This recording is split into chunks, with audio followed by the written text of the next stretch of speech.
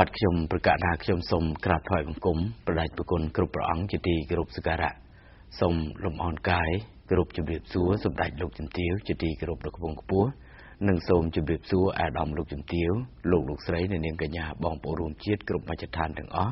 ตูแตงประเจนจากกัมพูชีจิตีกรุบนักจิตีรอบอ่านบ้านในขนมขณะเปิดมานี่คือเนติวิพิปฏิกาสังคมแต่งแต่ประดอลจูนจมูกหนึ่งปฏิกาวิพิได้แตะตรงแต่หนึ่งปัญหาเสียงในการเบียนในขนมสังคมจีนก็โดยจีบังหารจูนจมูกหนึ่งเทศนาการโยดังผ่องได้ดำใบทวีอย่างนั้นเอาบองโอนยังบานแต่ตัวชีวิตหนึ่งโยกันแต่ฉบับอัมปีให้หนึ่งพอได้การเบียนในขนมสังคมกัมพูชีระบอบยืงในปีปัจจุบันบ้านในขนมกรีไตรนี่คือเวียกมันระบอบยืงคือลูกมันดัดชมพอลรุนได้ลงหนึ่งประดอกันที่ยุทธศาสตร์จิตไม้จมูกหนึ่งกาบอมพลื้จูนแต่ตามเทศนาโยนคืนระบอบลูกมันดันใจจูนแต่ดอกบองโอนยืงตุกจิกาพิจารณาผ่องได้ให้ขนมกรีไตรนี่คือประเทศระบอบได้หนึ่งเตาบอมพลื้จูนแต่ดอกลูกใส่ในกัญญาบองโปรุมจีนบางยังเคยทำเบียนจราประเทศระบอบผ่องได้คือในเย่จอมคือยืงหนึ่งประดอจูนแต่ตามปีเวลียหนึ่งม้องในบ้านกำนัดบ้านสมจะเป็นซัวลูกบันดัดชมพอร้อนบ่าบ้านสมออกคนลูกบันดัดบ่าขนมเรียไตรนี่คือวิพิปฏิการสังคมบ่เยอะคือเมียนปัญหาจิตร้านได้หนึ่งเติบดอลจูนแต่ดอลลูกบันดัดขนมกาบงพลื้จูนแต่ดอลจนรวมเช็ดบ่เยอะบ้านเช็ดโบนี่ขยมจังจิบีบจูนแต่ลูกบันดัดบนเต็กผ่องได้รูปจมูกดังกาปđó chỉ sum nuaแต่มาดองคือจุ่มวิญปฏิการในการกัดตุขมายกระหอมตลาดกาขมายกระหอมนังได้แตะตรงตัวนังสมรมเรื่องโซนมวยบ่าคือแตะตรงตัวนังด้วยดีไอ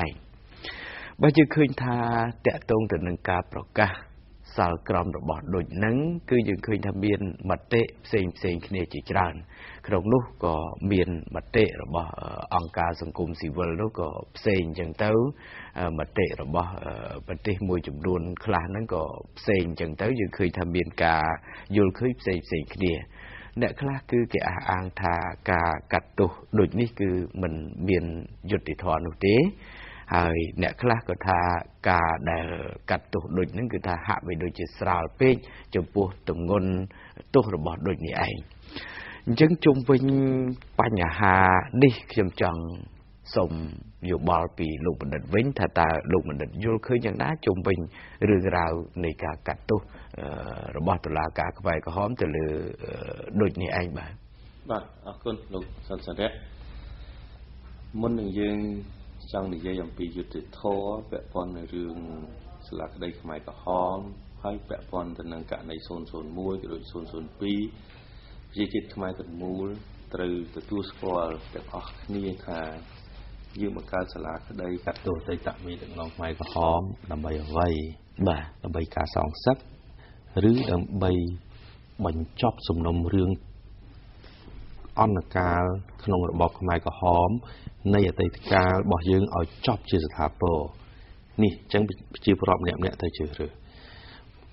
ចំណុចនេះហើយដែលយើងត្រូវផ្សារភ្ជាប់ទៅនឹងទស្សនៈជាតិទាំងមូលគឺការផ្សះផ្សាជាតិដែលយើងទើបតែនឹងសម្រេចជាបន្តបន្ទាប់នៅផ្លែផ្កាជាច្រើននេះយើងត្រូវឲ្យតម្លៃចំពោះសមិទ្ធផលទាំងអស់នេះ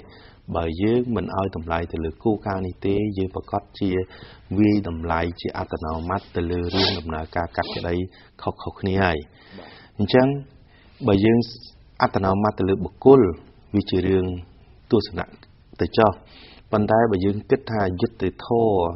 នៃការកាត់ក្តីអតីតមេដឹកនាំខ្មែរក្រហមគឺជាយុត្តិធម៌សម្រាប់ប្រជាជាតិខ្មែរទាំងមូលនោះយើងប្រកាសជានឹងឃើញតម្លៃពិតរបស់យើងសាលាក្តីកាត់ទោសអតីតមេដឹកនាំខ្មែរក្រហមមិនមែនជាសាលាក្តីបំរើឲ្យផលប្រយោជន៍បរទេសជាដាច់ខាតនេះប្រជាជាតិខ្មែរត្រូវចងចាំកុំយល់ច្រឡំទៅនឹងនយោបាយឃោសនាដែលមាននិន្នាការប្រឆាំងនោះមិនជាការល្អទេយើងកាត់ទោសអតីតមេដឹកនាំខ្មែរក្រហមដើម្បីប្រជាជាតិខ្មែរមិនមែនតម្រូវចិត្តបរទេសទេដូច្នេះហើយបានយើងកើតបាននៅសាលាក្តីមួយដែលព្រមព្រៀងគ្នារវាងរាជរដ្ឋាភិបាលខ្មែរនិងអង្គការសហប្រជាជាតិដែលយើងហៅថាសាលាក្តីកូនកាត់ប៉ុន្តែនិយាយឲ្យចំមិនមែនសាលាក្តីកូនកាត់ទេសាលាក្តីក្នុង យុទ្ធតាធិការនៃអំណាចតុលាការកម្ពុជាគ្រាន់តែនីតិវិធីនិងច្បាប់ទម្លាប់ផ្សេងមានការចម្រុះរវាងច្បាប់ជាតិនិងច្បាប់អន្តរជាតិតែប៉ុណ្ណោះដោយសារតែបទអក្រិតប្រឆាំងមនុស្សជាតិបទបលាយពូជសាសន៍និងបទអក្រិតសង្គ្រាមវាជានីតិព្រហ្មទណ្ឌអន្តរជាតិដូច្នេះហើយបានជើងរៀបនៅសាលាក្តីខ្មែរក្រហមជាសាលាក្តីពិសេសក្រោមអំណាចយុត្តាធិការកម្ពុជាហើយមិនមែនធ្វើតាមនៅចិត្តបរទេសទេនេះដែលយើងត្រូវចងចាំទី2យើងកាត់ក្តីអតីតមេដឹកនាំខ្មែរក្រហមសម្ដៅទៅលើមនុស្ស2ក្រុមមួយក្រុមទី1ដែលយើងហៅថាមេដឹកនាំកម្ពុជានៃកម្ពុជាប្រជាធិបតេយ្យគឺយើងសម្ដៅទៅលើអ្នកដឹកនាំរដ្ឋាភិបាលនិងដឹកនាំបករបស់ប៉ុលពតឬក៏ក្រោមផ្លាកកម្ពុជាជាតៃនេះឯងបាទក្រុមទី2គឺជាក្រុមដែលយើងហៅថាអ្នកទទួលខុសត្រូវខ្ពស់បំផុតចំពោះបទអក្រិតនីមួយអញ្ចឹងទាញមកវិញនៅពេលដែលយើងដឹងថារឿងទាំងអស់នេះគឺជារឿងនៃបទអក្រិតអន្តរជាតិដូច្នេះការកាត់ក្តីមេដឹកនាំខ្មែរក្រហមមិនមែនកាត់ក្តីបុគ្គលទេកាត់ក្តីក្រុមមនុស្សហើយដែលយើងនិយាយសម្រាប់ប្រជាពលរដ្ឋខ្មែរឲ្យយល់គឺយើងកាត់ក្តីទៅលើរបបនយោបាយរបស់កម្ពុជាប្រជាធិបតេយ្យនឹងឯងយើងមិនកាត់ក្តីទៅលើប្រជាពលរដ្ឋឬក្រុមប្រជាពលរដ្ឋណាមួយទេដូច្នេះហើយនៅពេលដែលយើងឈរទៅលើទស្សនៈថាយើងកាត់ក្តីប្រឆាំងឬក៏វាយតម្លៃជាសកលថាតើរបបនយោបាយខ្មែរក្រហមជារបបនយោបាយបលាយពូជសាសន៍ប្រឆាំងមនុស្សជាតិយ៉ាងម៉ានោះនេះហើយយើងនឹងឲ្យតម្លៃថាយើងមិនមែនកាត់ក្តីក្នុងន័យសងសឹកបុគ្គលទេឈរលើទស្សនៈនេះយើងទាញមកឲ្យចំសារក្រមតុលាការថ្នាក់ទី1របស់សាលាក្តីខ្មែរក្រហមនេះគឺបានកាត់ក្តីក្នុងរឿង001ដែលពាក់ព័ន្ធនឹងលោកឌុចដែលជាប្រធានគុកទួលស្លែងហើយសារក្រមនេះ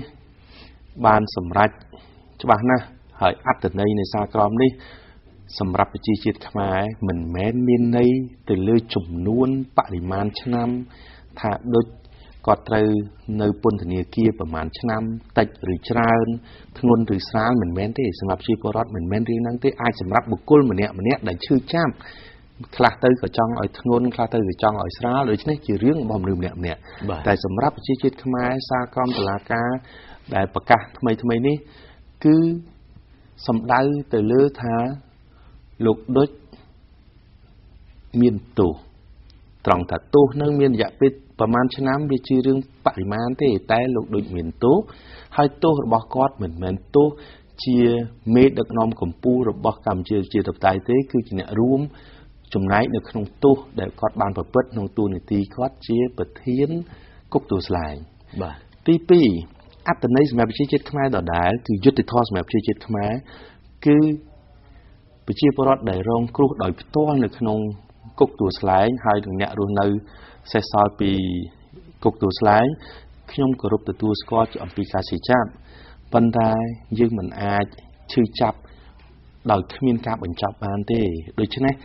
យើងអាចបញ្ចប់ការឈឺចាប់ដោយការផ្សះផ្សាតាមរយៈយុត្តិធម៌គឺត្រង់ថាដូចមានទោសបាទដូចមានទោសទី2ទៀតដូចបានចូលរួមចំណែកក្នុងកិច្ចសហប្រតិបត្តិការនៃសាវនាការកាត់ក្តីទោះបីជាការអះអាងរបស់លោកដូចពុំមានលក្ខណៈទូលំទូលាយក៏ប៉ុន្តែព័ត៌មានទាំងអស់នេះគឺជាព័ត៌មានសំខាន់ណាស់ដែលប្រជាពលរដ្ឋខ្មែរបានដឹងពីរឿងរ៉ាវនៃដំណើរការនិងរចនាសម្ព័ន្ធនៃដំណើរការក្នុងផ្ទៃក្នុងគុកទួលស្លែងហើយចំណុចនេះគ្មានឯកសារណាផ្សព្វផ្សាយបានទេមានតែលោកដូចហ្នឹងជាសាក្សីផ្ទាល់ហើយនឹងអស់លោកដទៃទៀតបានបង្ហាញអំពីសាច់រឿងហ្នឹងគឺតំណឹងហើយបានតឡាការទទួលស្គាល់ការចូលរួមរបស់លោកដូចចឹងហើយបានសម្រាលទោសលោកដូចបន្ថែមទៀតនេះហើយជាអត្ថន័យសំខាន់ណាស់សម្រាប់ប្រជាជាតិខ្មែរដែលយើងដឹងថាហេតុអីបានមានរឿងរ៉ាវនៅគុកទួលស្លែងហើយចំណុចនេះខ្ញុំចង់បញ្ជាក់ថាប្រជាពលរដ្ឋខ្មែរទូទាំងប្រទេសរងគ្រោះនឹងរបបខ្មែរក្រហមប៉ុន្តែមិនមែនរងគ្រោះនៅក្នុងគុកទួលស្លែងទេគឺតែមនុស្សមួយក្រុមដែលគាត់នៅសេសសល់ដូច្នេះយើងគោរពអំពីការជិះចាប់របស់គាត់ប៉ុន្តែចង់បញ្ជាក់ថាមានអ្នកខ្លះឆ្លៀតឱកាសខ្លួន tăng luôn hạ đôi chỉ chun rong cua chỉ mùi không cua xa luôn chỉ chun rong cua tại ai sắp sát trong pua rồi bọc mai có họ mến thế bị chia chết mai từ mũ rong cua để cho nên dương cùng cây bảo vánh thá luôn ai sắp sát chỉ nè rong cua nâng rồi bọc mai có họ cứ dương được ở khi rong cua mà đó là lấy để dương tôn chùm nét nè tây được cả ba sông ở con lục bản đất bán nước biên chùm rồi mũi chùm bình rừng rào bãi giả cả để tẹt tồn từ nâng rừng đôi nâng phong đài khi ông ban đạp nởสมได้ระบเมอังกาสังคมสิวิลประชังมันเนี่ยจงเป็นการประกาศสารกรรมระบโดยนั้นกอบจวนคือสมได้อากาศมหาเสนาบดีได้จูหุนแสนประมุขริรัฐบิบาลลงเชื้อเตอกลางประเทศจังคือท่าปฏิการนี้เพื่อเอาประเทศอังกาสังคมสิวิลมวยนั้นคือกวาดบานอ่างท่าวิจิเรื่องมวยได้กูเอาสังไสจมปูประมุขริรัฐบิบาลได้เจ้งแต่กลางประเทศขนมขณะเป็นได้สารกรรมระบโดยนั้นตระบานประกาศจึงเชื่อมจังเอาลูกบันดัดตัวช่วยบรรเจจูนไปเจียปรัดบนเตจเมื่อถัดตากาเจ้งแต่กลางประเทศระบประมุขริรัฐบิบาลจะมวยหนึ่งกาได้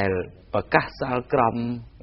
ระบโดยนี้ถ้าตาเวียนเมียนกาจบแตะตรงไอ้คดียังไม่ได้เท่าไหร่มาการประเทศยังมันจังติดลายตอบจมวยบุคคลได้เมียนจรักอากาศให้ชีวิตเกย์วันขนมเรื่องกัดตัวมีดึงน้องนายหอมแต่แต่ปีคลาก็กำเริบยังบ่มพลื้จุนชื่อปลอดได้กับไอ้จุนหนึ่งออกนู้เมียนจรักประช่างหนึ่งรัฐบิบาลชีวิตเยอะ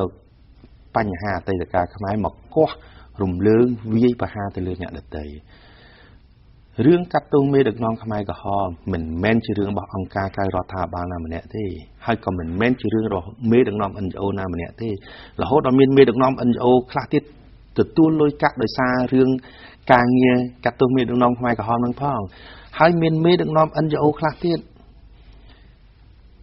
ยกเรื่องขมายกับฮอชื่อเรื่องเราบอกครูไอซับซาถ้าครูนั่งจิตจุนรองครูจมุยมาตายปุกกับบอกครูเธอครูไอกับปรีจักตุกจะเราบอกใครกับหอมนั่งเมียนครูไอมันเนี่ยเชียเนี่ยรองครูเนี่ยนี่คือจิตจุนตุจริตสับสาให้เนี่ยนี่ปลายเปียกขมายกับหอมโดยพลิกหนอดน้องกับแต่จิตครูไอเยอะเกย์แบบไปปีเรื่องขมายกับหอมกล้าเปิดเรื่องขมายกับหอมคือจิตเรื่องอะไรการจู้จัดบักไปชี้จิตขมายถึงมูลแต่ยังไตรจุ่มเนี่ยมันจอบงานแต่การดอกขมายกับแต่นั้นนี่ยังบางวงจรการได้ขยมปลายเปียกถ้าจุ่มเนี่ยแต่การนี่ดับมาเพย์30 น้ำมุ่นกลายหลบกาบดุมลมบอกไงกับหอมเกสกอลการไปเชียยืงคือปลปอดทำไมกับหอมเกออสกอลลำปีสนาได้อัมปีอารยะทัวอัมปีเพียบสโลดโบดบอกเชียจิตมาเต้ให้ยืงจุ่มเนี่ยเราดำหนักการนี่คือตื่นเต้นนึงการก่อสร้างอภิวัตบอกยืงนึงให้บานตามเหยะอยู่ใบตีจ่อตามเหยะอยู่ใบเศรษฐกิจที่ซาสไรได้ตำแหน่งน้องเมื่ออันตรายชีดการตูเซ็งเซ็งทั่วอายุจุ่มเนี้ยชีจุ่มเฮียนให้สับไงนี่เนื้อใส่ซอลแต่เรื่องกัดตู้มีดังน้องไม่ฮอนแต่ปนนอกโดยเฉพาะยืงมันกู้từ lung lụaจุ่มมวยบุกกุลได้เยอะปัญหาไม่ฮอนจุ่มบุกtừจุ่มประจับกับล้วนเตะสำหรับนี้ให้เรื่องได้เจ้าประกันรัฐบิบาลเหมือนแม้แต่เรื่องกะในวุ้ยนั่งเต้มีแต่ขณะปะประชังก็ได้อันจะโอประชังก็ได้คือทราบชอบรัฐบิบาลจุ่มมวยนั่งอัดไตตะการดอจูจอดว่าการจีได้พ่อของแต่ยังมันซีจุ่มเลยแต่เรื่องนั่งเต้ยังจ้องมันแฉะท่าการบุจีจิตบานบรรจบนั่งจุ่มเนี่ยเรือไตตะการบักลูน้อยตาแบบเนี้ยการกัดก็ได้มีดังน้องใหม่ก็หอมนี่ไอ้ตีนมาเว้นจ้องมันแฉะท่ายืงเรายุติทอเหมือนแมนยุติทอสำหรับบุคคลเนี่ยมันเนี่ยที่ขยมกับรองครูนงระบอบใหม่กับฮอลูกสัตว์จะเรียกกับรองครูนงระบอบใหม่กับฮอเชี่ยวปรอดมันเนี่ยเรียงครูนกับรองครูโดยเฉพาะมันอาจยุติทอสำหรับหนึ่งเนี่ยมันที่คือยุติทอสำหรับประชีจิตขมายถึงมูลใต้ยุติทอสำหรับประชีจิตขมายถึงมูลคือการกัดตู้มวยแต่เมียนกูได้สาบสาจิตบ้านจะได้ท้าเตียงเนี่ยรองครูเตียงเนี่ยประพฤติเตยบานตัวสกอลท่ายืงเตยบรรจบเรื่องรายนี้โดยการตัวสกอลในกลุ่มเขาให้โดยสาการตัวสกอลในการกัดกระไดระบบตลาดกาจำนวนนี้ให้ได้จำจังตีมเจ้าทาลูกด้วยคือก็ตัวสกอลกลุ่มเขาบอกก็ให้มันเติมตัวสกอลเขาบอกก็ไอ้เรื่องนี้ตลาดกาก็ ដាក់ទោសថាគាត់មានកំហុសទៅទៀតដូច្នេះវាជាការមួយដែលយើងអាចទទួលយកបានហើយទោះបីទម្ងន់ទោសយ៉ាងណាក៏តែរឿង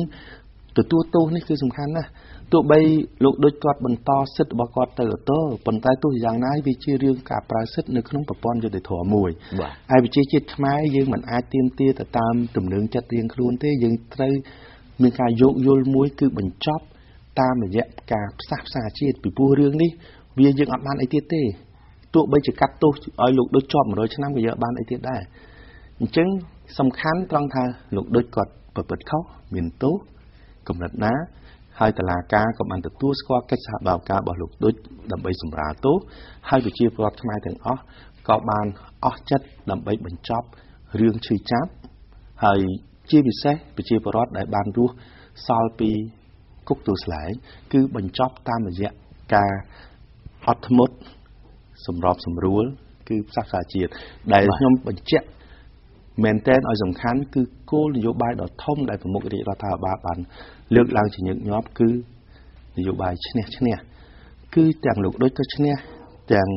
ជនរងគ្រោះក៏ឈ្នះគឺអ្នកណាអ្នកឈ្នះគឺខ្មែរមិនមែនដើម្បីសម្រាប់បរទេសទេកាត់ទោសមេដឹកនាំខ្មែរក្រហមឈ្នះទាំងអស់គ្នាលោកដូចបានឈ្នះនៅចំណុចដែលគាត់បានដឹងថាគាត់បានធ្វើអ្វីខ្លះនៅក្នុងរបបខ្មែរក្រហមក្នុងទូនទីជាប្រធានគុកទួលស្លែងដែលគាត់បាននិយាយហើយខ្ញុំជឿថាបើគាត់ទៅឧទ្ធរគាត់ក៏មានឱកាសនិយាយច្រើនជាងនឹងទៀតហើយការនិយាយលាតត្រដាងរឿងហ្នឹងគឺជាគំរូដល់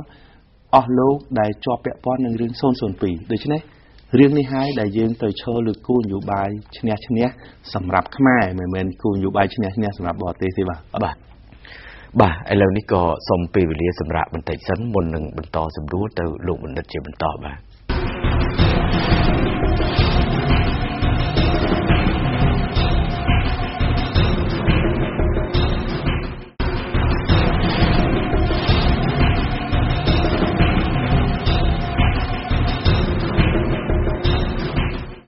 ឥឡូវនេះបន្ទាប់ពីបានសម្រាប់បន្តិចអំបញ្ញនេះក៏សូមបន្តសម្រួលជាបន្តទៀតបាទសូមអរគុណលោកបណ្ឌិតដែលបានធ្វើការបកស្រាយជូនទៅដល់អាដាមលោកជំទាវលោកស្រីនាងកញ្ញាជនរួមជាតិតាក់ទងទៅនឹងអត្ថន័យនៃសាលាក្តីខ្មែរក្រហមហើយជាពិសេសគេថាតាក់ទងទៅនឹងសាលក្រមដែលប្រកាសទៅលើរឿងរ៉ាវរបស់ដូចដែលជាមេគុកទួលស្លែងនេះទុកជាការបំភ្លឺចែកជូនទៅដល់បងប្អូនយើងផងដែរឥឡូវនេះខ្ញុំសូមងាកមករឿងមួយទៀតលោកបណ្ឌិតគឺជុំវិញករណីលោកជំទាវមួសុខួរវិញម្ដងបាទដោយលោកស្រីនាងកញ្ញាជនរួមជាតិជ្រាបហើយថាមួសុខួរគឺបានចាញ់ក្តីដែលតាក់ទងទៅនឹងបញ្ហាបរិហាកេរមកលើប្រមុខរាជរដ្ឋាភិបាលហើយក្នុងនោះផងដែរគឺសាលក្រមរបស់តុលាការនឹងគេថាបានបង្គាប់បញ្ជាឲ្យមួសុខួរនេះគឺសងជំងឺចិត្តទៅដល់ប្រមុខរាជរដ្ឋាភិបាលចំនួន8លានរួមជាមួយនឹងការបង់ពិន័យផ្សេងទៀតសរុបទាំងអស់ហ្នឹង6ដល់10លានកន្លះបាទអញ្ចឹងយើងឃើញថាជុំវិញបញ្ហានេះគឺលោកបណ្ឌិតក៏បានជ្រាបជនរួមជាតិក៏បានជ្រាបផងដែរយើងឃើញថាមួសុខួរបានច្រានចោលរួមជាមួយនឹងប្រើប្រាស់នៅពាក្យពេចន៍តាមបែបអាណាធិបតេយ្យដែលពិបាកនឹងស្ដាប់ផងដែរក្នុងឋានៈជាពលរដ្ឋមួយឬក៏ក្នុងឋានៈជាអ្នកតំណាងរាស្ត្រម្នាក់ដែលចេះច្បាប់ចេះទម្លាប់នោះគឺថាមិនគួរយកពាក្យសម្ដីបែបហ្នឹងយកមកប្រើប្រាស់ទេរហូតទៅដល់ទាមទារចូលគុកអីជាដើមនឹងហើយបដិសេធមិនព្រមសងហើយឥឡូវនេះយើងឃើញថានៅពេលដែលច្បាប់បានសម្រេចអនុវត្តទៅលើមួសុខួរនេះគឺមួសុខួរបានបង្កើតខ្ញុំអាចនិយាយបានថាជាឆាកល្ខោនមួយទៅចុះណាទៅដល់បននយោបាយឬក៏ក្រុមគេហៅថាអង្គការសិទ្ធិមនុស្សប្រឆាំងដែលជាក្រុមហ៊ុនជាមួយមួសុខួរហ្នឹងគឺបង្កើតជាការរៃអង្គាសអីណាជាដើមនឹងហើយយើងឃើញថាជាលទ្ធផលនៃទឹកប្រាក់ដែលកើតចេញពីការរៃអង្គាសហ្នឹងគឺថាបានចំនួនតិចតួចបំផុតដែលมันអាចយកមកទូទាត់ជាមួយនឹងសំដងនឹងបានទេហើយឥឡូវនេះគឺថាមួសុខួរបានយកលុយកាក់បន្តិចបន្តួចដែលมันអាចទូទាត់ទៅនឹងសំដងនឹងបានហ្នឹងទៅជាបង្កើតជាមូលនិធិអីគេថាមូលនិធិសម្រាប់ស្ត្រីអីជាដើមនឹង จึงจะตรงแต่หนึ่งลัทธิพลในการประมวลประหนึ่งอาไว้ได้สร้างกรมตุลาการบานบังกอบบัญชีเอากัดประคายไอ้เจดามละนั่นละนี้ตาลูกมันเมียนเทศนาโยลคืออย่างนั้นดำไปจิกาใจจุนแต่ดอลปลอดบ่อยืงบ่คนชมพูเทียนบัติปีนี้ชมชื่อเจ้าท่าสมัยครูนคือลุงเทียมมูสุขัวกอดดังครูนกอดฉบับตรองแต่กอดใหญ่บ่มเป้าอันนั้นคือกอดรัดแต่ดังครูนกอดฉบับเตียนฉบับในตรองท่าตากาได้กอดโยเรื่องบอกกอดจินรีขมายเหมือนเนี้ยเติบชอบครูนท่าจินรีขมายตูแต่งประเทศหายไอ้เลยนี้กอดดังครูนกอดฉบับท่าตานรีขมายตูแต่งประเทศมีนประมาณเพียร้อยคือเชียง50เพียร้อยชราญจุมร้อบ่ยังเกิดเตยจำนวนวิชีพรหัสเชียงนับบุญเลียดเนี่ยนั่นก็อาจดังหายสู้ทาขนมไปชีพประยุทธ์เพียบได้กอดคำบ่มเปล่านะตามีนรีขมายประมาณเนี้ยก่อนเราก่อนนี่คือกอดดังฉบับให้ดังฉบับเชียงนั่งแต่เตี้ยในเปได้กอดจังแค่ใดให้โฮตดาลเรื่องประโมลถ่ายการนำไปโจรวมสามกีทอสามกีเพียรชมวยกอดนั่งในขนมกรมองการรัฐบิกลายรัฐบิบาได้ทลอบเจียสหชีวกหรือก็เจียเนี่ยสหปฏิบัติการมวยกอดการจำนวนกอดเจียประเทศองการโหดมาเจียรันตรีส่งการอะไรนั้นกอดในแต่ดังชวาถาตามินมนุษย์โจร่วมกองตัวกอดประมาณเนี่ยขึ้นมาเลือกเจียตีฮอตูเลยบุญเรียนเรียลบามันเนี่ยโจมวยป้อนเรียลบานในทำเมียนแต่มนุษย์บุญป้อนเนี่ยก็ได้เมียนสันดานหรือสัมมาในจัดชั่วมวยก้อนเมียนแต่บุญป้อนเนี่ยที่บาสันขนมเหมือนเนี่ยโจมวยป้อนเรียลโจบาสันจีมวยเนี่ยโจปีป้อนเรียลกอดเมียนมนุษย์แต่ปีป้อนเนี่ยไอ้ก่อนเราก่อนโจบาเมียนมนุษย์บุญบาเมียนเหมือนเนี่ยโจรวมบุญป้อนเรียลเมียนมนุษย์แต่มวยป้อนเนี่ยไอ้ก่อนเราก่อนหากชมเชื่อทางมินเนี่ยได้อาจเอาชราจึงบนปอนเตียนจีพิเศษมุนไตรหนึ่งเมตรน้อมองการกายรัฐาภิบาลมวยจำนวนได้เป็นจัดเป็นทลายด้วยเสืออัดหรือมวยมวยกอดนั้นอาโจปีเมินบุญเมินมาในท่าจำนวนลูกความตรก็ตัดจิ้มปอนเนี่ยเตียนให้ไปยังคิดตัวเลยก็เชื่อตำนานเรียเอาขณะปะสามหนึ่งซีในเหมือนดลบอชนาท์ไทยกัมพูชาบัดสั้นจะก็เชื่อบุคคลเหมือนเนี่ยมีนปจีประยุทธ์เรียบกูนะปจีปรอดแต่บอชนาท์กอมตรกอดไอมีนอาสนะสเพียในไอไข่กระโปดเนาะแต่มีนเชียงบุญเหมือนเนี่ยเนาะกูนะอย่างเฮานักบ้านมาเหมือนเนี่ยได้บ่โดยเฉพาะกอดดังรุ่นไอตายปจีประยุทธ์เรียบกอดหนุ่มตู้นตีจีเนี่ยนางเรียดำนางเอาขณะปะสมซีในไอไข่กระโปดน้องมีปจีประยุทธ์เรียบปนหน้าโดยเฉพาะให้คือเขาคณีให้เราเรียนปจีประยุทธ์เรียบบอกขณะปะสมซีในไข่กระโปดนั่งปจีประยุทธ์เรียบเราบอกบุคคลลงเตียมูสคูในไข่กระโปดบ่ตอนนั้นให้ได้ยำจังวิจัยมวยเตี้ยขณะปะสมซีมีนอาสนะจอบชนะในไข่กระโปดตั้งเปียนัดติใบมนเตี้ยให้ลงเตียมูสคูตุกไปโจลเต้บ้านในท่าไปเชี่ยวไปเพียบบ่ขณะปะสมซีเก็บมีนด้วยแต่ให้ปันได้ลงเตียมูสคูเต้ได้หมดยอดดำไหนนั่งตามเลยอย่างมาอย่างไหนวิจิเรื่องตีนงหนักปะดิเจ้าบ้านในท่าเหม็นเม้นไปเชี่ยวไปเพียบได้ถ้วยหนักปะสมซีบ้านกับไอ้ในกระโปดได้ซาลงเตียมูสคูเต้อะไรยังคิดที่ถากเห็นปะป้อนซอบไซยังปีวิเลียปีใบติดมาคายมันอายเติบดาวตูเตียงหมดเต้อย่างห้าวเจ้าแนบพนมปิงนะ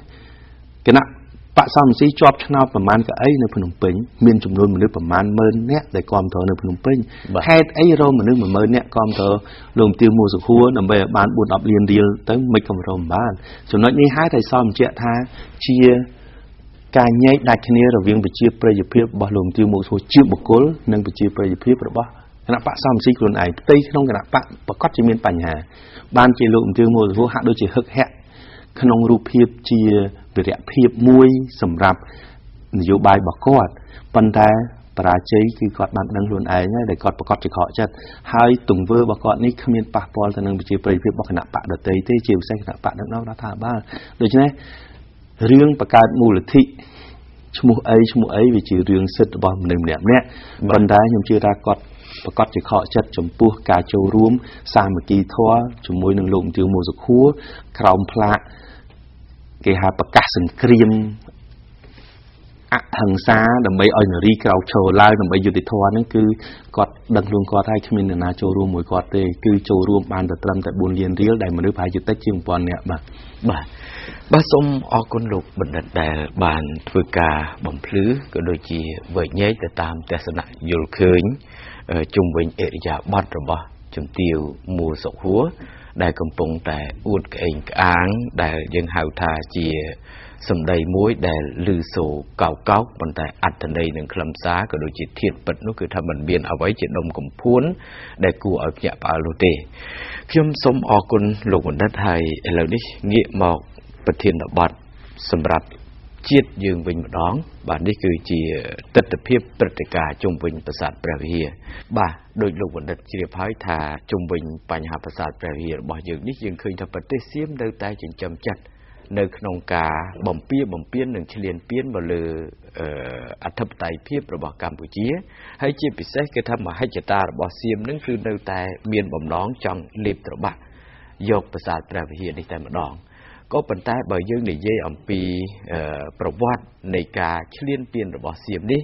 คือยังเคยทัศเสียมเหมือนตอนบานสำรักเนื้อมาให้จตานามวยเตจะแสดงโดยเจียในขนมตุสวัสดิ์ชนำ60นั่นคือในขนมชนำมาปอนบุร6ปีนั้นก็หมายแต่ตัวบานเจียจุดนี้ให้กลอยหมดที่เราโหดมาดอปัจจุบันนี้ตั้งปีกาจกบัญชีประสาทแปรวิเฮียตั้งปีกาในยังโจลจีสมาชิกคณะกรรมการไปเตะกับพรพิภพโลกให้กิจประชุมเซ็งให้จะแสดงคือกิจประชุมในประเทศบราซิลแต่มาดองก็เสียบ้านบางห้างในเอริยาบัดนั่งจะรักในการประชังในการตุบสกัดแรงเสียหมดดอลปริจินจากกัมพูชีผ่องได้ที่พิเศษคือระเบียบวิระได้ประเทศกัมพูชีหนึ่งรีบจอมเท่ากันองค์การยูนิสโกในขนมกิจประชุมนั้นดำใบอภิระหนึ่งอภิวัตดำบอลประสาทแปรวิเฮียนั้นยังเคยทำปฏิการในประเทศเซียมได้เคยทำเบียนการจะบกจะบอลคลั่งได้บังห้างเคยอัมปีมาให้จะตาดอกปุ๊กขึ้นโจรบอเซียมโดยลูกมันดัดเคยให้เบียนปาตกรรมในประเทศเซียมเบียนการทลายการบอลยุรันไตรเซียมรวมจมวยในการบรรจุมนไตร50เนี่ยtừ thưaจะลาจอลในขนมพิธีประชุมระบบองค์การยูนิสโกแทนติดพ้องปนแต่เอาไว้เด็กกูเอากอดสมกรนั่นคือโดยลูกบัดบานเฉลี่ยไปคือทาบรรดาประเทศได้เชื่อสมาชิกระบบองค์การยูนิสโกนั่นมันบานจับอารมณ์จมปุ๊เอริยาบัดได้ขมิ้นดำไหลระบบเสียมเตะจึงขยมจังดอลtừลูกบัดชมพอลบรุนởตัวถ้าตาเอริยาบัดแบบแก่หาถาแบบอัศลท้อแบบอัมัดหรือบ่ประเทศเซียมในทั่วแบบนี้เนี่ยถ้าตาสำหรับลูกบัณฑิตเบียนเอาไว้เจกาเป็นแจ้งในจุดเดือดจุนตลอดจนรวมจิตบ่เยอะแบบมาเอาคนจานในเชียร์เทียนบัตรจิตดอกสำคัญขนมปัจจุบันเทียบการวิจัยเยอะช่วยในองค์การยูนิสโกให้มุนชมศึกษาเบาะทรายชมพูจะดักนโยบายระบอบรัฐบาลไทย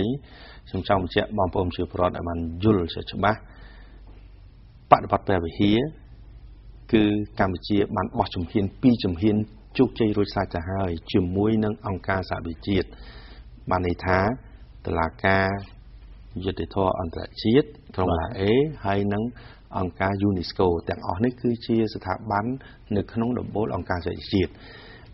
จุกใจปีเดี๋ยวยังบันบอจมเฮียนแต่หายให้บันโจจิตทนเมียนแต่หาคือจุกใจตีมวยคือซากรอมตลาดกายุติธรรมอันตรจิตกรงหลังในชั้นน้ำมวยป้อนบำบัวใน60 ปีโจจิตทนเมียนหายจุกใจมวยเตี้ยแต่ทำไมนี่ในชั้นน้ำแต่ยังบันทึกคูปีชั้นน้ำนั่นคือคูโจบัญชีประสาทแบบวิเฮียเชียสมบัติมนุษย์จิตนู้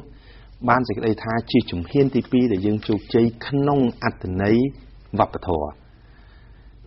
จุ่มเฮียนตีมัวยังจุกใจขนมอัตเนยยืงเชื่อมาจ่าอัตปไตยเพียบโบนักเพียบตึกได้เลือดำบอลภาษาเปรียบเทียจุ่มเฮียนตีปียังจุกใจขนมสนาใดวัปทอจิตแต่ตัวบ้านนั้นดำไหลแต่ตัวสกอลเชียสนาใดระบอบมนุษย์จิตแต่นังหายได้ยังบ้านจุกใจให้โจโทรมีนหายดิฉันคิดมีแต่ไว้แต่บอกคราวเตะแต่นี่ได้เชียมุดนะเพียบบอยืนจิตขมายตรังท่าประเทศไทยแต่ตัวสกอล នៅសាក្រមតឡាការត្រង់ថាប្រទេសថៃទទួលស្គាល់នៅការចុះបញ្ជី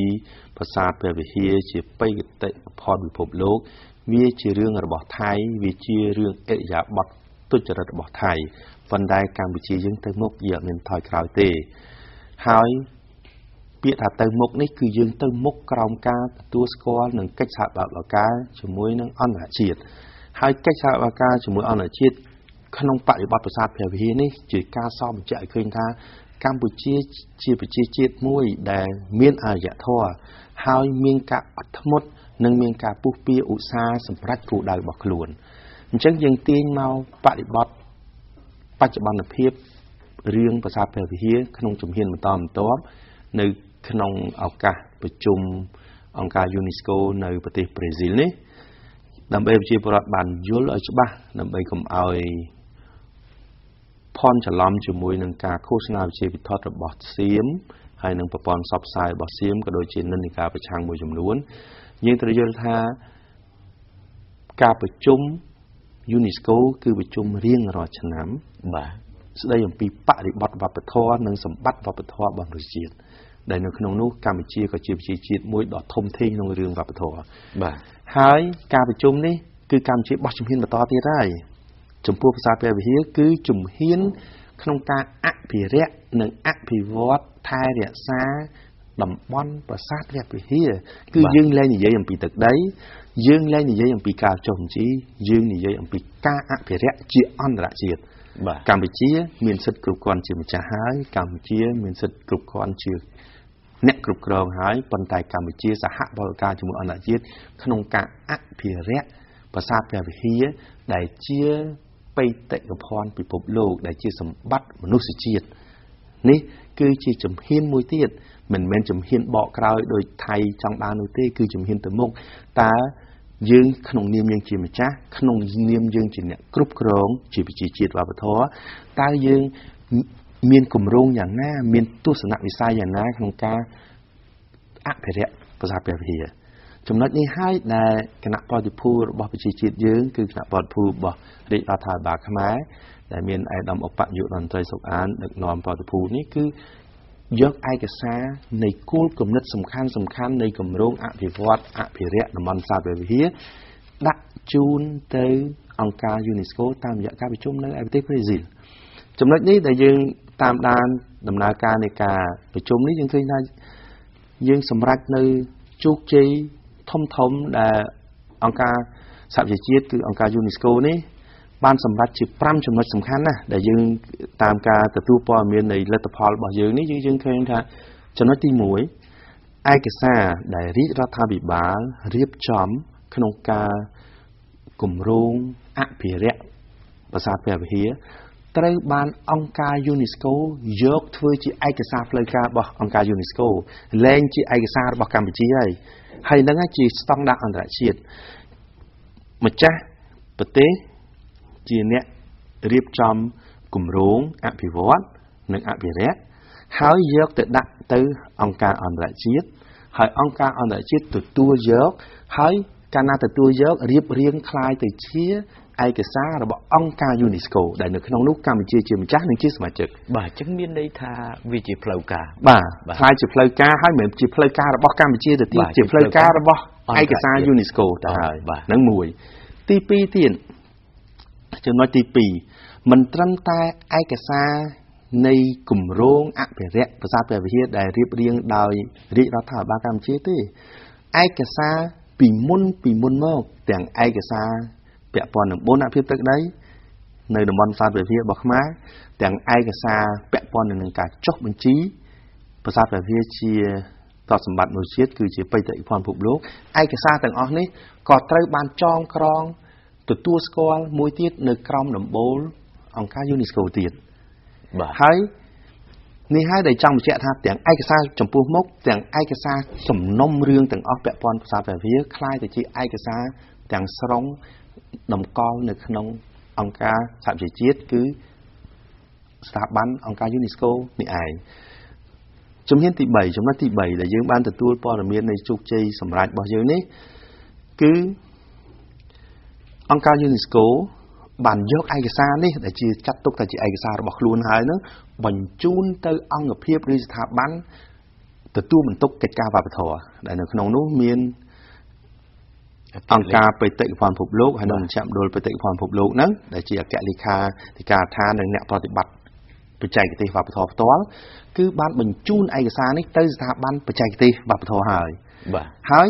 នៅក្នុងនោះគឺស្ថាប័នបច្ចេកទេសវប្បធម៌បានទទួលយកជាឯកសាររបស់អង្គការសហប្រជាជាតិគឺឯកសាររបស់អង្គការ UNESCO នឹងឯងអញ្ចឹងបានន័យថាវាផុតពីដៃកម្ពុជាហើយខ្លាយទៅជាឯកសារ UNESCO ហើយ UNESCO បន្តទៅអង្គភាពបច្ចេកទេសវប្បធម៌ហើយបានន័យថាផុតពីដៃដំបូលធំចូលទៅដៃបច្ចេកទេសទៀតដូចអញ្ចឹងបានន័យថារឿងនេះវាបោះជំហានកាន់ទៅមុខទៅទៀតហើយចូលដល់កិច្ចការបច្ចេកទេសខាងវប្បធម៌ក្នុងការរៀបចំរឿងអភិរក្សដើម្បីពិនិត្យទៅលើគម្រោងដើម្បីអភិរក្សភាសាព្រះវិហារបាទឥឡូវនេះក៏សូមពេលវេលាសម្រាប់បន្តិចសិនមុននឹងបន្តសម្រួលទៅលោកបណ្ឌិតជាបន្តបាទ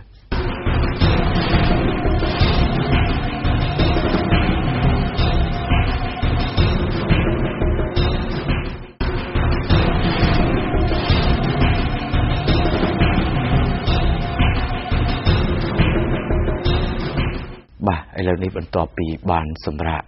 បន្តិចអំបញ្ញមិញនេះក៏សូមបន្តសម្រួលជាបន្តទៀតត្រង់ចំណុចហ្នឹងគឺយើងឃើញថាជាចំណុចមួយដែលបងប្អូនរួមជាតិកំពុងតែផ្ដោតអារម្មណ៍ដូច្នេះយើងឃើញថាជោគជ័យដែលលោកបណ្ឌិតបានធ្វើការជម្រាបជូនក៏ដូចជាបង្ហាញជូនជុំវិញលទ្ធផលដែលអាដាមអបនាយករដ្ឋមន្ត្រីសុកអានដែលលោកតំណាងឲ្យប្រជាជាតិខ្មែរបាទដែលចូលរួមដោះស្រាយបញ្ហានេះយើងឃើញថារឿងរ៉ាវទាំងនេះគឺបើយើងងាកទៅប្រទេសសៀមវិញខ្ញុំឃើញថាកំពុងតែស្ថិតនៅក្នុងភាពច្បោកច្បល់ហើយជាពិសេសគឺរដ្ឋាភិបាលអភិសិទ្ធនេះតែម្ដងកំពុងតែបោកប្រាស់ប្រជាពលរដ្ឋខ្លួនឯងបាទកំពុងតែបោកប្រាស់ប្រជាពលរដ្ឋខ្លួនឯងដែលកំពុងតែអះអាងថាខ្លួនកំពុងតែទទួលបានជោគជ័យចំណុចនេះមួយចំណុចនេះពីរចំណុចនេះ3អញ្ចឹងទីបំផុតយើងឃើញថាកិច្ចប្រជុំនៅប្រេស៊ីលនេះគឺសៀមកំពុងតែធ្លាក់ដល់ផុកច្រំតែម្ដងហើយលោកបណ្ឌិតបាទដើម្បីឲ្យបងប្អូនជាប្រដ្ឋយល់ខ្ញុំបន្តពោះមាន5ចំណុចដែលអង្គការ UNESCO បានសម្រេចពាក់ព័ន្ធនឹងបរិបទភាសាព្រះវិហារនេះគឺចូលដល់ចំណុចទី4នោះទៀតដែលជាជំហានមួយទៀតគឺអង្គការ UNESCO និងអង្គការបេតិកភណ្ឌពិភពលោកគាំទ្រនិងលើកទឹកចិត្តនិងសាទរឲ្យរាជរដ្ឋាភិបាលខ្មែរបង្កើតនៅអង្គការមួយឬស្ថាប័នមួយគេហៅថា ICC គឺជាអង្គការអន្តរជាតិសម្រាប់អភិរក្សគាំពៀប្រាសាទព្រះវិហារនឹងឯងដូច្នេះបានន័យថាមិនមែនត្រឹមតែទទួលយកនៅគម្រោងគំនិតអភិវឌ្ឍនិងអភិរក្សប្រាសាទព្រះវិហាររហូតដល់សាទរចំពោះការរៀបចំឲ្យបាននៅអង្គការ ICC នៃប្រាសាទព្រះវិហារនេះទៀតពីព្រោះអង្គការ ICC ជាអង្គការអន្តរជាតិដែលគិតគូរផ្ទាល់ចំពោះប្រាសាទព្រះវិហារដូចយើងអង្គរវត្តក៏យើងមានអង្គការ ICC មួយអញ្ចឹងប្រាសាទព្រះវិហារតែមានអង្គការ ICC មួយទៀតដូច្នេះនេះហើយជាជំហានមិនត្រឹមតែទទួលស្គាល់ទៅលើផ្នត់គំនិតនៃការអភិរក្សប្រាសាទព្រះវិហាររហូតដល់លើកទឹកចិត្តសាទរបង្កើតឲ្យមានស្ថាប័នដើម្បីរៀបចំប្រតិបត្តិការនៃការអភិរក្សប្រាសាទព្រះវិហារទៀតដូច្នេះចំណុចទី4នេះគឺជាចំណុចជោគជ័យខាងកិច្ចការស្ថាប័នបានចូលដល់ចំណុចទី5ដែលជាជោគជ័យមួយទៀតបានសេចក្តីថាសំណុំរឿងទាំងអស់នេះនៃប្រាសាទព្រះវិហារត្រូវបានទទួលយកហើយនឹងត្រូវយកទៅសម្រេចជាស្ថាពរនៅឆ្នាំនៃកិច្ចប្រជុំ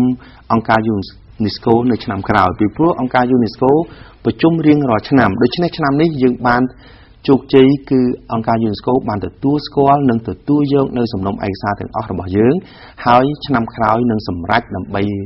អនុវត្តនៅការអភិរក្សនិងស្ថាបនាជួសជុលនៅតំបន់ប្រាសាទព្រះវិហាររបស់យើងហើយនៅក្នុងនោះដែលយើងទទួលព័ត៌មានច្បាស់គឺប្រទេសថៃតំណាងរដ្ឋាភិបាលថៃក៏បាន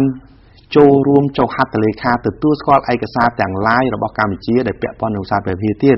ដែលប្រទេសថៃតាំងពីដើមមកពុំដែលទទួលស្គាល់និងពេញចិត្តចំពោះការចុះបញ្ជីទេហើយឥឡូវនេះរហូតដល់ចុះហត្ថលេខាគ្រប់ភាគីទទួលស្គាល់ទៅលើសំណុំឯកសាររបស់កម្ពុជានៃពាក់ព័ន្ធទៅនឹងសម្បត្តិ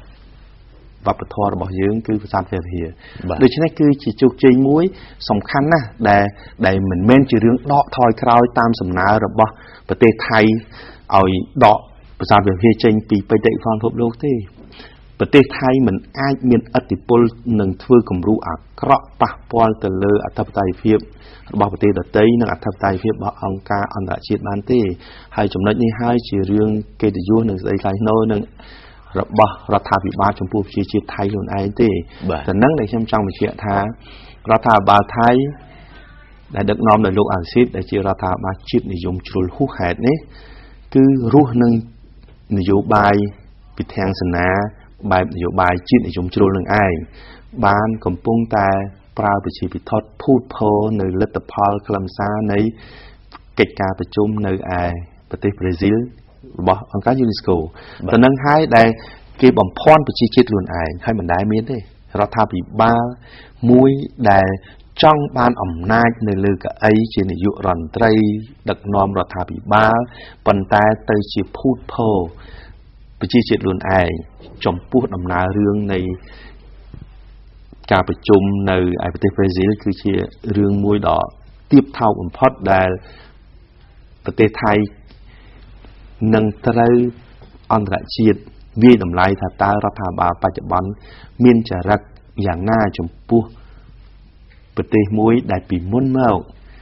ខ្ញុំនិយាយពីមុនមកទាំងកម្ពុជាយើងទាំងអ្នកនយោបាយប្រឆាំងនៅកម្ពុជាឲ្យតម្លៃថៃណារហូតដល់ឲ្យកម្ពុជាយកគំរូតាមប្រទេសថៃបែបប្រជាធិបតេយ្យបែបស្អីកខខងទាំងអស់ឥឡូវនេះទាំងអស់គួរភ្ញាក់ហើយសូម្បីតែបរទេសក៏ត្រូវតែភ្ញាក់ដែរកម្ពុជារងគ្រោះដោយសាររបបខ្មែរក្រហមធ្វើឲ្យគេបាត់មើលឡើងឃើញនៅស្នាដៃរបស់ប្រជាជាតិខ្មែរ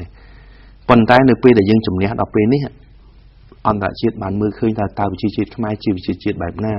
មានអរិយធម៌ខ្ពស់បែបណាឯប្រទេសថៃដែលមិនដែលស្គាល់ទុក្ខសោកវេទនាមិនដែលស្គាល់សង្គ្រាមដែលគេឲ្យតម្លៃថាជាប្រជាជាតិធំមួយដែលមានអរិយធម៌ខ្ពស់តែឥឡូវនេះមើលឃើញហើយអរិយធម៌ខ្ពស់នៅត្រង់ណាសូម្បីតែការសម្រេចរបស់អង្គការ UNESCO ក៏រដ្ឋាភិបាលអាស៊ីតមើលងាយ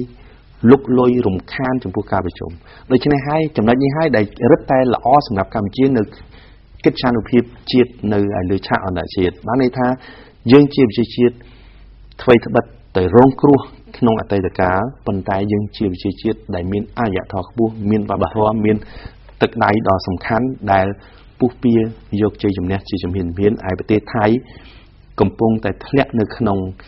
ភាពមួយដែលអន្តរជាតិមើលឃើញថាជាប្រទេសមិនមែនមានអរិយធម៌ខ្ពស់ដូចដែលគេនឹកស្មានពីមុននោះទេហើយមិនតែប៉ុណ្ណោះបច្ចុប្បន្នភាពនយោបាយក្នុងស្រុករបស់ថៃពុំទាន់បានបញ្ចប់នៅឡើយទេចំណុចនេះហើយដែលសហរដ្ឋអាមេរិកក៏ធ្លាប់បានបញ្ជាក់ចំហដែរថាប្រទេសថៃគឺជាប្រទេសដែលជួបប្រទះនៅអំពើហិង្សាដល់ក្មេងខ្ចីដែលប៉ុន្តែមានបទពិសោធន៍ពីមុនមកហើយដូច្នេះហើយបើធៀបនៅកម្ពុជាមានបទពិសោធន៍ណាស់ដូច្នេះដើម្បីជៀសវាងនៅអំពើហិង្សាជៀសវាងនៅទុក្ខសោកវេទនាកម្ពុជាមានបទពិសោធន៍ខ្ពស់ណាស់ឯប្រទេសថៃទេដែលជាប្រទេសនៅមានភាពទន់ខ្សោយខាងអរិយធម៌ហើយនឹងវប្បធម៌ក្នុងកិច្ចការនយោបាយក៏ដូចក្នុងកិច្ចការនយោបាយក្នុងស្រុកនិងនយោបាយក្រៅប្រទេសផងដែរបាទសូមអរគុណលោកបណ្ឌិតបាទនៅមានចំណុចមួយទៀតដែលអំបញ្ញមិញនេះគឺលោកបណ្ឌិតក៏បានលើកផងដែរដែលតាក់ទងទៅនឹងអិរិយាបថរបស់អ្នកនយោបាយប្រឆាំងនៅប្រទេសកម្ពុជា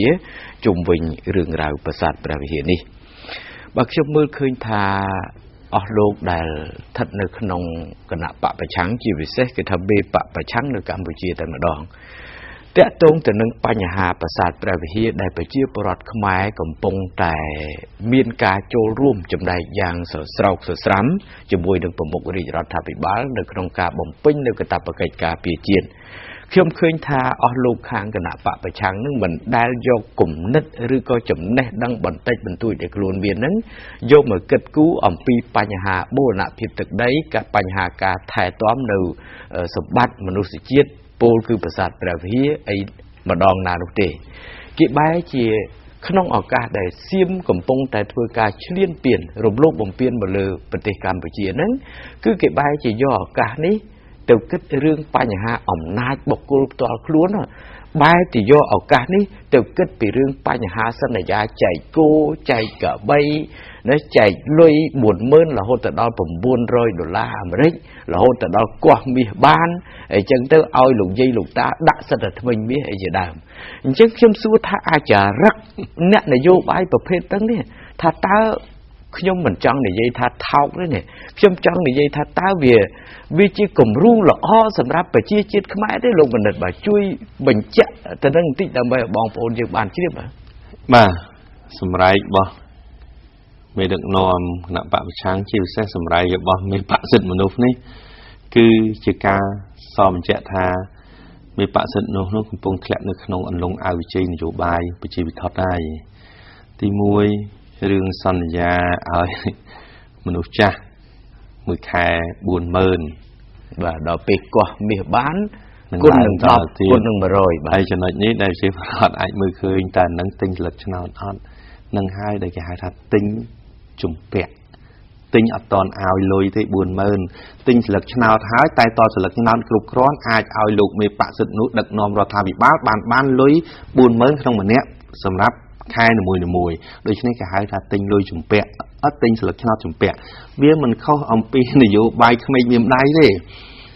ក្មេងមានដៃនៅពេលចង់ញ៉ាំនំឬស្ករគ្រាប់តែគាត់អត់មានលុយម្ដាយឡើយទៅធ្វើការបាត់អញ្ចឹងទៅទិញស្ករគ្រាប់ជឿថាចាំដល់ពេលម្ដាយមកវិញសុំលុយដល់បានស្ករគ្រាប់ញ៉ាំអស់ម្ដាយមកវិញសុំលុយឲ្យថ្លៃស្ករគ្រាប់គេម្ដាយអត់ឲ្យដូច្នេះមានលទ្ធភាពអីមានតែម៉ាងអ្នកលក់នឹងឯងតែនឹងហើយដែលមេបកសិទ្ធិមនុស្សនឹងម៉ាងម្ចាស់ឆ្នោតដែលច្រឡំបោះឆ្នោតឲ្យគាត់ដើម្បីយកលុយ 40,000 ក្នុងមួយខែនឹងឯងហើយនេះហើយនិយាយឲ្យខ្លីទៅចុះគឺនយោបាយប្រជាវិធដ្ឋនេះមិនអាចអូសទាញប្រជាពលរដ្ឋឲ្យធ្លាក់នៅក្នុងអន្លង់អវិជ័យនៃនយោបាយប្រជាវិធដ្ឋនេះគឺមេបកសិទ្ធិមនុស្សនោះឯងដែលស្រែកនៅក្នុងស្រែកកាន់តែខ្លាំងបានន័យថាខ្លួនកំពុងស្ថិតនៅក្នុងអណ្ដូងដ៏ជ្រៅដើម្បីស្រែកឲ្យលឺឲ្យប្រជាពលរដ្ឋលឺបានន័យថាខ្លួនកាន់តែធ្លាក់ជ្រៅទៅនៅក្នុងនយោបាយបោកប្រាស់ភូតកុហកនឹងហើយគ្មានប្រជាពលរដ្ឋណាគេទៅជឿទេគេអាចច្រឡំប៉ុន្តែនៅពេលនេះគេដឹងច្បាស់ណាស់ចំណុចនេះហើយដែលខ្ញុំចង់បញ្ជាក់ថាប្រជាពលរដ្ឋខ្មែរមានបទពិសោធន៍យល់ដឹងច្បាស់ណាស់ហើយលោកមេបកសិទ្ធិមនុស្សទេដែលអត់ចេះធ្វើនយោបាយអត់ដឹងអីទាំងអស់យកតែរឿងរូបភាពជឿនលឿននៅសហរដ្ឋអាមេរិកយកមកអួតតែអារឿងស្នូលនៃការជឿនលឿនរបស់សហរដ្ឋអាមេរិកដូចជានយោបាយធានារ៉ាប់រងសុខភាពនៅសហរដ្ឋអាមេរិកអត់ដឹងអីទាំងអស់ទៅជាអួតអាងថានៅអាមេរិកព្យាបាលអត់អស់លុយហើយចង់ធ្វើនៅកម្ពុជាព្យាបាលអស់លុយដែរគឺជារឿងភូតនៅអាមេរិកគ្មានព្យាបាលជំងឺណាអត់អស់លុយទេសិតអស់លុយទាំងអស់ហើយចំណុចនេះបើសិនជាយើងមានពេលយើងនឹងទៅជែកអំពីអត្ថន័យខ្លឹមសារនៃការពាក់ព័ន្ធនឹងអត្ថន័យនៃប្រព័ន្ធធានារ៉ាប់រងសង្គមកិច្ចនៅក្នុងនោះមានទាំងសុខាភិបាលលក្ខណៈនិងប្រជាពលរដ្ឋនឹងដឹងកាន់តែច្បាស់ថាតើលោកមេបកសិទ្ធិមនុស្សជាអ្នកនយោបាយប្រជាធិបតេយ្យបោកប្រាស់កម្រិតណាបាទសូមអរគុណលោកបណ្ឌិតបាទដែលបានចំណាយពេលវេលាដ៏មានតម្លៃដើម្បីបំភ្លឺទៅដល់ជនរួមជាតិតាក់ទងទៅនឹងព្រឹត្តិការណ៍ផ្សេងៗដែលកើតមាននៅក្នុងសង្គមជាតិរបស់យើងក៏ដូចជាអរិយាប័ត្ររបស់អស់លោកដែលស្ថិតនៅក្នុងគណៈបកប្រឆាំងហ្នឹងគឺកំពុងតែដើរភូតកុហកប្រជាពលរដ្ឋហើយឥឡូវនេះឃើញថាពេលវេលានៃកម្មវិធីរបស់យើងក៏បានមកដល់ទីបញ្ចប់ទៅហើយខ្ញុំបាទក៏សូមថ្លែងអំណរគុណសម្ដេចលោកជំទាវអាដាមលោកជំទាវលោកស្រីនាងកញ្ញាជនរួមជាតិទាំងអស់ដែលបានតាមដានទស្សនានីតិរបស់យើងនេះតាំងពីដើមរហូតដល់ចប់ខ្ញុំបាទសូមគោរពជូនពរសូមឲ្យបងប្អូនទាំងអស់ទទួលបានជោគជ័យសិរីមង្គលគ្រប់ប្រការសម្រាប់ពេលនេះខ្ញុំបាទរួមជាមួយនឹងការីរបស់យើងសូមអរគុណសូមគោរពលាបាទ